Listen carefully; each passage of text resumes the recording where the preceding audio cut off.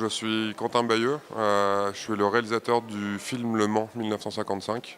Je viens de Belgique, mais j'ai habité à Paris pendant un petit moment, pendant un long moment, pendant 10 ans, pour étudier l'animation. Donc je suis réalisateur surtout d'animation. Et mon film, donc Le Mans 1955, raconte la tragédie qui a réellement eu lieu au Mans, aux 24 heures du Mans, durant la course en 1955. Une voiture a explosé dans le public et a fait 80 morts chez les spectateurs. Et la course, malgré tout, a continué jusqu'au lendemain, avec la fête, la victoire au champagne, etc. Je trouvais qu'il y avait un lien hyper mystérieux en fait, entre deux images. Je ne connaissais pas du tout l'événement. Et la première fois, je me suis intéressé du coup sur cet événement quand je l'ai découvert sur Internet. Je suis tombé sur deux images juxtaposées. Vraiment, l'image de la tragédie du charnier, quoi. Vraiment 80 personnes au sol fauchées. Une image insupportable. Et à côté, l'image de ces pilotes qui fêtent ça le lendemain, 24 heures après, au champagne avec le podium. Et en fait, j'arrivais pas à faire le lien entre ces deux images. C'est ça qui m'a donné envie de faire le film, quoi. De me documenter, de chercher, d'essayer de comprendre comment ces deux images pouvaient exister au même moment, au même endroit, quoi. Il aurait pu être traité, je pense, en prise de vue réelle.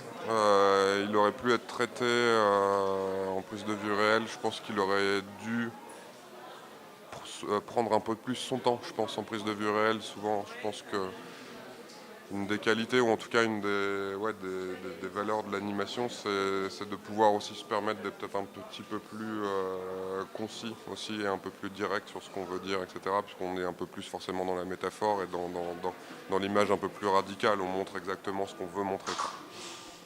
Et le film aurait pu être fait en prise de vue réelle. Après, il y a aussi une question de coût. Le film en prise de vue réelle aurait coûté des millions de fois plus cher, puisque on est en 1955, c'est des voitures aujourd'hui qui sont dans des musées qui coûtent des prix astronomiques. Il y avait dans mon film, c'est fait de façon abstraite, mais il y a des milliers de spectateurs, des milliers de figurants, ça aurait été compliqué, donc il aurait fallu beaucoup d'effets spéciaux, mais des effets spéciaux qui coûtent cher puisque photoréalistes. Donc le film aurait pu exister en prise de vue réelle, mais je pense qu'il aurait coûté très cher et qu'il aurait mieux fallu faire un long métrage en prise de vue réelle. Le film a un look assez plat, assez 2D et tout, mais le film est entièrement en 3D. Et il est entièrement en 3D en fait parce que j'aime me laisser la liberté pendant la fabrication du film, de changer l'axe d'une caméra. Ce qu'on peut se permettre en 3D, la caméra bouge vraiment, alors qu'en 2D, une fois qu'on a animé son plan, on ne peut plus bouger, forcément on est à plat. Et du coup, moi qui viens de la 2D pourtant, j'essaye d'essayer de tordre la 3D pour avoir ce look 2D, mais tout en gardant cette liberté de mise en scène qui est intéressante pour moi. Et je trouve que l'outil 3D, finalement, qui est assez jeune, qui doit avoir 30 ans, si on regarde le premier Toy Story, qui doit presque avoir 30 ans, l'outil 3D, je trouve qu'il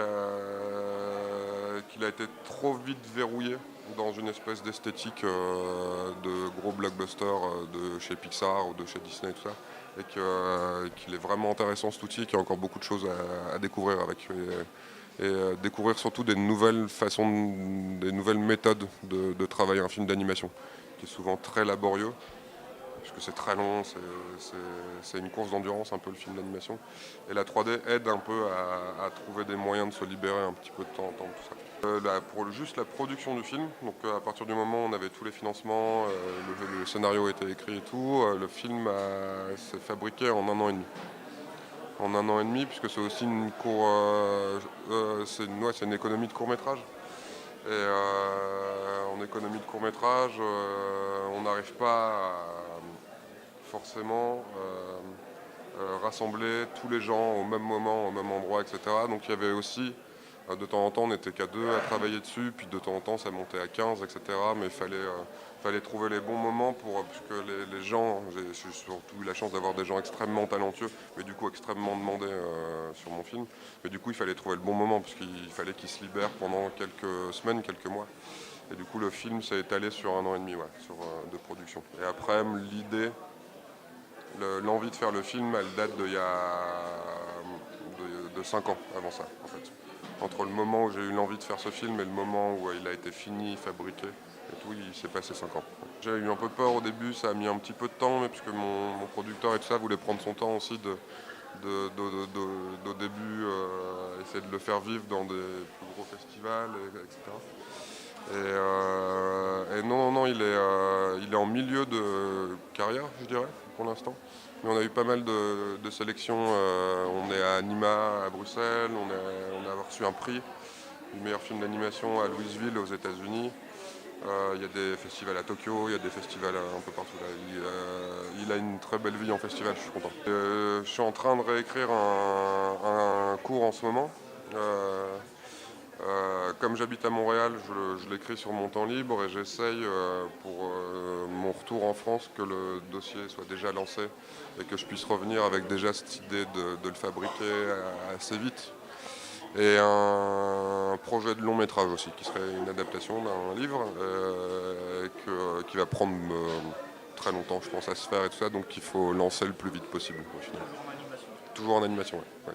Parce que, encore une fois, projet que j'ai tout de suite imaginé comme ça et projets qui sont peut-être trop ambitieux à l'écriture pour arriver à réunir des fonds aussi pour les faire en prise de vue réelle.